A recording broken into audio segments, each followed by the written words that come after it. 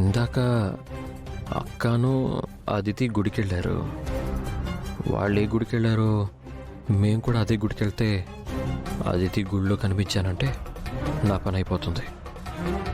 ఎందుకో వాళ్ళు ఏ గుడికి వెళ్ళారో కనుక్కొని వెళ్తే బెటర్.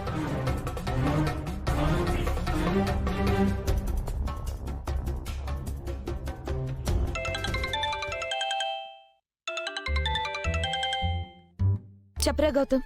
అక్క గుడికి వెళ్ళారా? లేదురా, ఆన్ ది వే. ప్రయాణం బాగా జరుగుతుందా? మేమేమన్నా లాంగ్ ట్రిప్కి వెళ్తున్నావేంట్రా? పక్కనే ఉన్న వెంకటేశ్వర స్వామి గుడికి కదా వెళ్తున్నాం. ఓ, వెంకటేశ్వర స్వామి గుడికి వెళ్తున్నారా? అవును, ఏ గుడికి వెళ్ళొద్దా? అయ్యో, ఎందుకు వెళ్ళకూడదు అక్క? హ్యాపీగా వెళ్ళండి. వెంకటేశ్వర స్వామిని నేను అడిగానని చెప్పండి. సరేనా, ఉంటాను.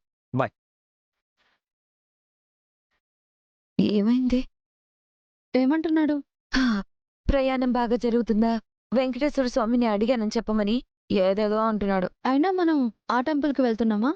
అవును, ఈరోజు ఆ గుడిలో 1000 నామాలు పాడతారు. ఆ గుడికొద్దు, వేరే గుడికి వెళ్దాం.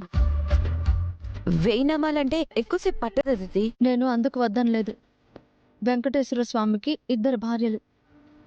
గౌతమ్ అహల్యని పెళ్లి చేసుకున్నాక 2 భార్యలున్న ఏ దేవుడికి నేను మొక్కకూడదని డిసైడ్ అయిపోయాను.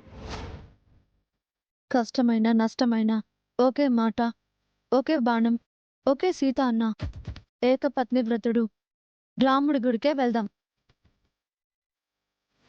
డ్రైవర్, రాముల వారి గుడికి తీసుకువెళ్ళు. అలాగే మేడం. అక్క వాళ్ళు వెంకటేశ్వర స్వామి గుడికి వెళ్తున్నారు. నేను అహల్య రాముడి గుడికి వెళ్తాం. పదండి అహల్య గారు, రాముడి గుడికి వెళ్దాం. లేదండి, వెంకటేశ్వర స్వామి గుడికి వెళ్దాం అనుకుంటున్నాను. అయ్యో, ఆ గుడికా? ఆ గుడికి వద్దండి. ఎందుకండి?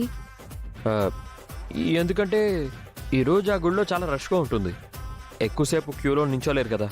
పర్వాలేదండి, నించోగలను. నా మాట వినండి. రాముడైతే ఏంటి, వెంకటేశ్వర స్వామి అయితే ఏంటి, అందరూ శ్రీ మహావిష్ణువులే కదా. పదండి.